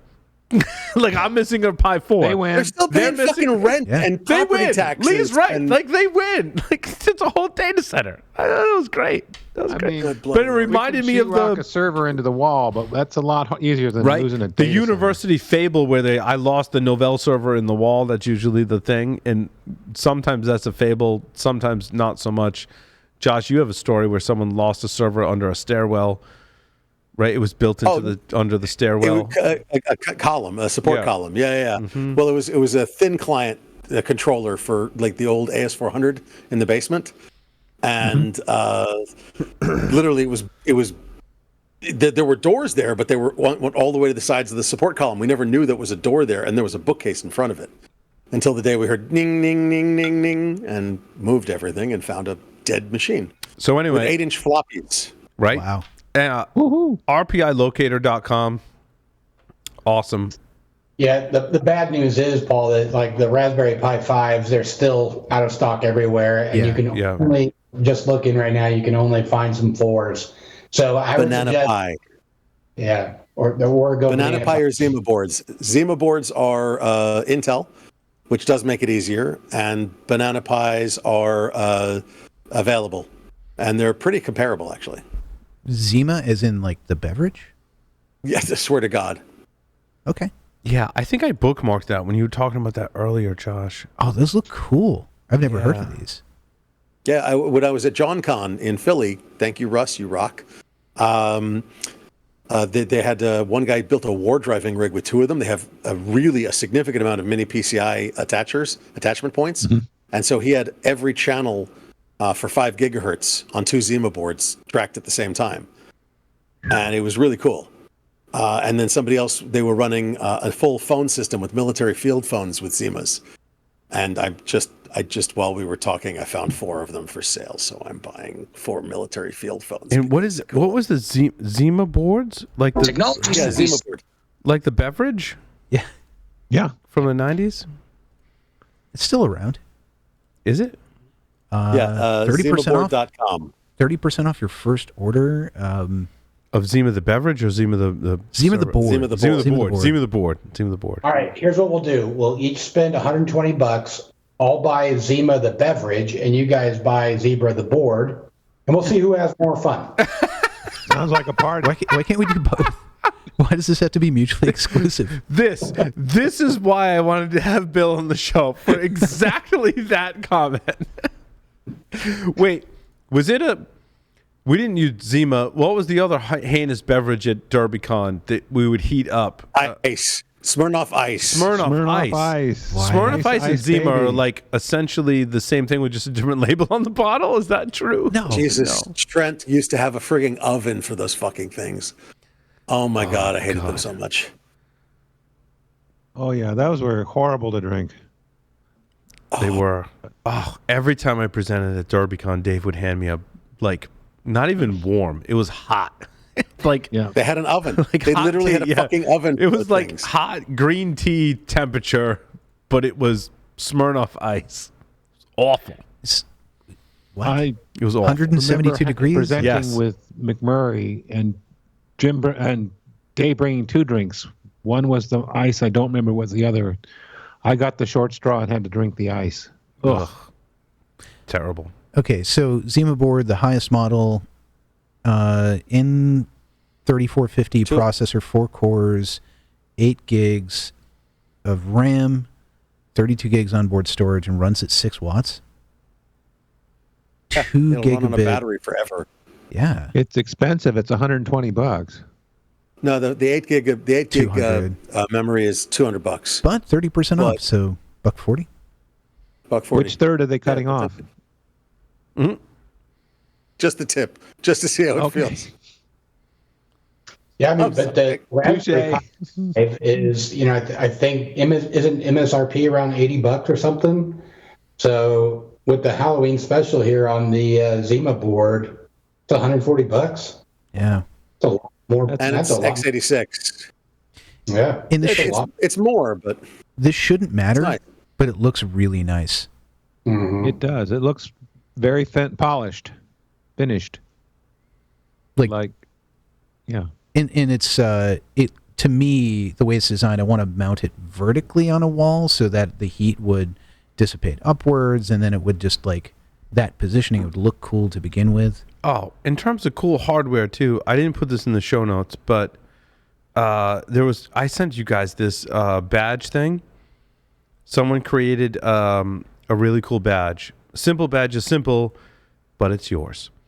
It was on Hackaday, and it links to the code. So it's a WaveShare Pico Plus with a WaveShare 1.3-inch Pico LCD, a battery pack, 3.6-volt battery pack, charges on USB-C, and all the code is there in his GitHub repo. That creates a badge that basically displays images. So he had like a QR code for his GitHub repo. He had a picture of himself. Then he had like a visit my website. Here's my Twitter handle kind of thing. And like other images that would show up. I was like, this is like a really cool badge project. Like I want to build one of these and just have it tacked onto my lanyard. Like when we go to conferences. I'll put it in. Oh, it's color. Yeah, it's a color LCD. It's really. I'll put it in the PSW. Hopefully, we can get it in the. I gotta get it in the show notes. Oh, they're building this for SuperCon. Did I put that in my? I didn't put that in the show notes, did I? No, you did. Crap. Sorry. I'm just looking for it. I put it in Slack. I'll get it in the show notes after the show. I thought this was really cool. I think it would be really fun to have everyone like build their own kind of version of this and iterate it because I thought it was just so cool. Oh, that's neat. Isn't that neat? The Hackaday article? Yeah. Fair. That is neat. I was like, we all need to, this is something we would do. Right? Bill, this is something you would do. I was like, Bill could have wrote this article. Oh, I think Bill, you're on mute. Yeah, that is definitely. I'd like to build one of those. I'm kind of done with the badge life stuff for a little bit, though.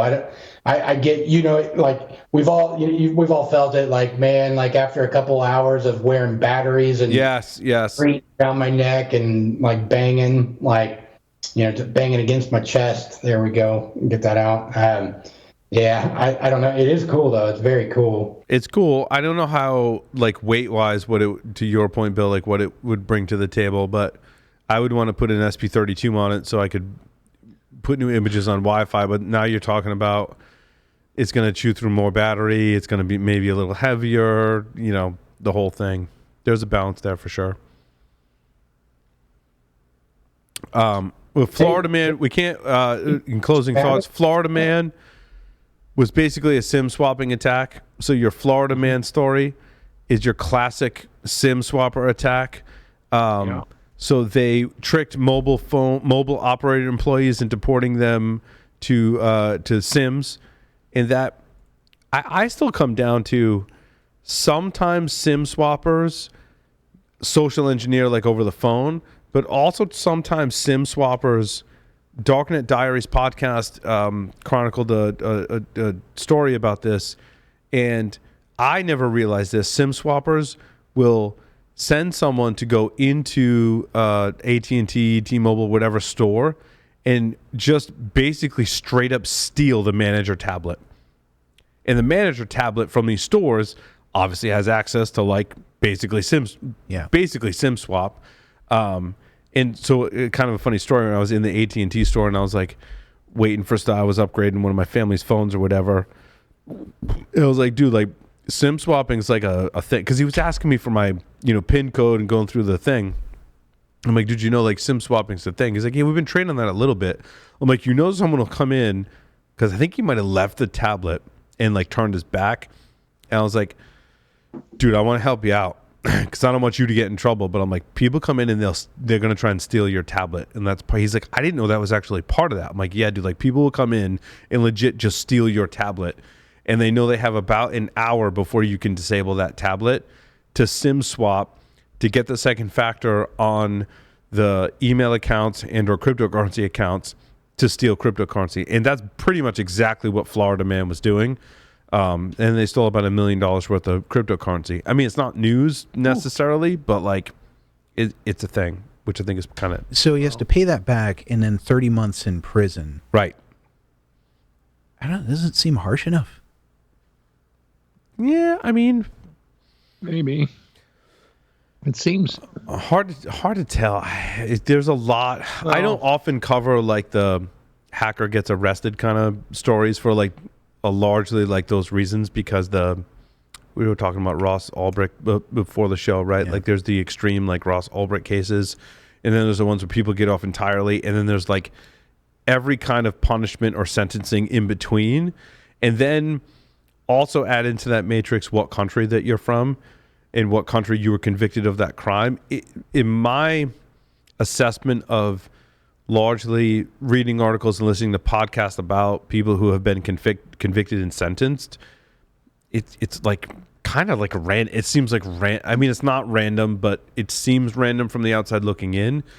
But also there's a lot of factors that go into that, right? Like there's everything down from like what mood was the judge in when they did sentencing, all the way to everything you did or didn't do in your life in the context of the crime you committed affects your sentencing, right? Like your demeanor in court could affect your sentencing, right? Like it's all, so that's why largely like I don't really like covering these stories, because we just get into semantics and like situations that we don't necessarily have full insight into. So the timing regarding sentencing can be a factor. I read a study last year or so that talked about sentencing severity related to the time of day and whether or not the judge had had lunch. Basically, like you don't want to be there right before lunch. You want to be there right after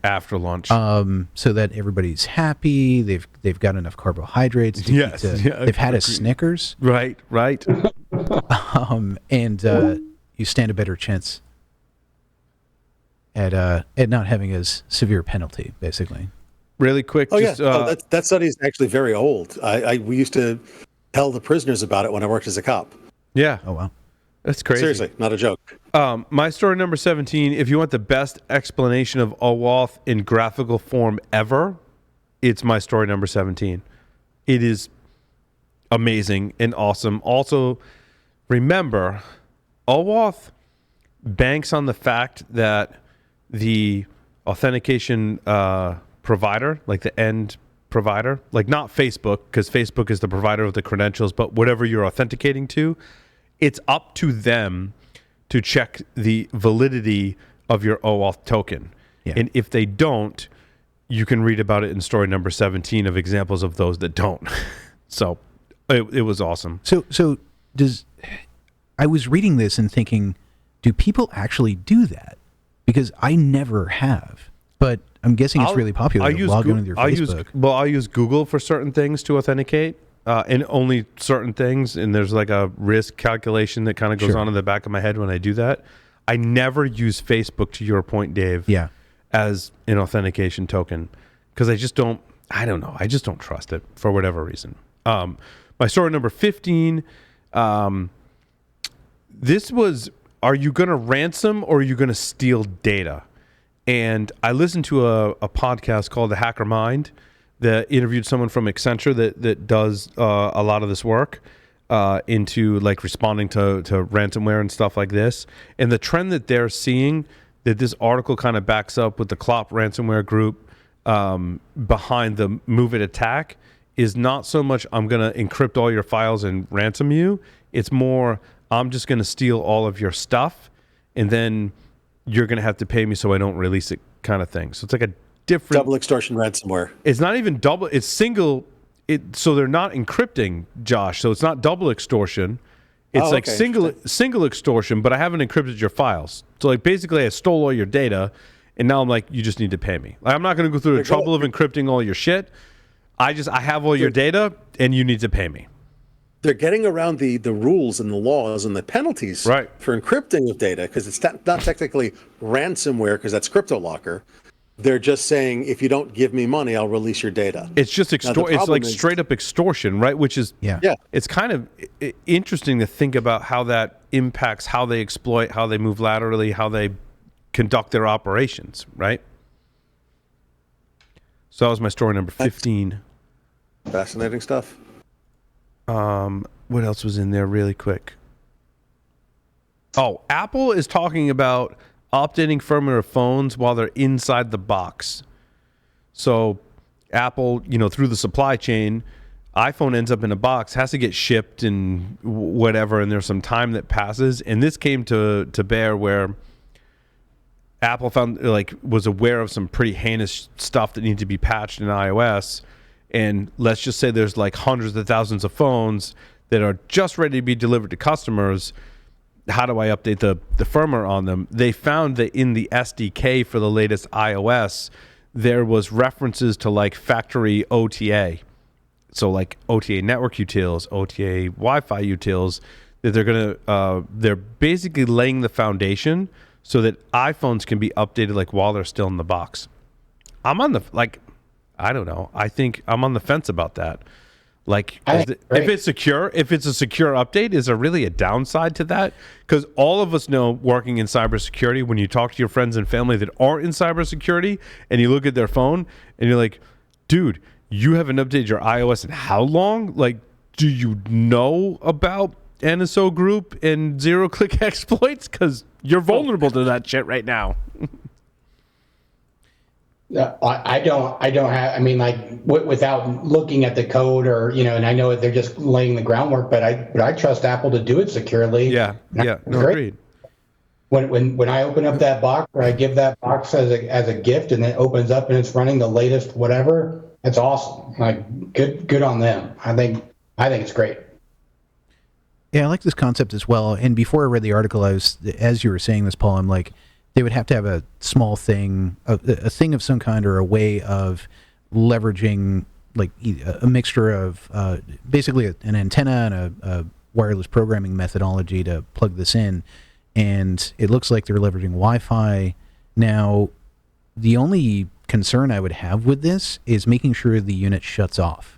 Because if they're bypassing the battery somehow by like leveraging some sort of direct wireless charging methodology or something like that, which they probably aren't doing. Which they do. Like iPhones don't really turn off all the way, right? That was a whole thing about how they, even though it's off, like it's still on, it can still communicate. Okay, then that makes things easier. Yeah. But yeah, my main point main concern would be if it stayed on and the battery got hot and caused a fire. But it sounds like they've already addressed that, so I'll step down. Yeah, I'm sure Apple is not wanting stuff to catch fire while it's still in the box. That would be bad. No. That was a Samsung thing, right? One of their notes was catching 7. fire. That was bad. 7, they couldn't go on planes. That hurt them in the market, like really, really bad. So Apple is, in my opinion, hyper aware of situations like that to do it safely. So, yeah. Awesome. Well, that will conclude this edition of Paul's Security Weekly. Thanks, everyone, for listening and watching. We'll see you next time. Over and out.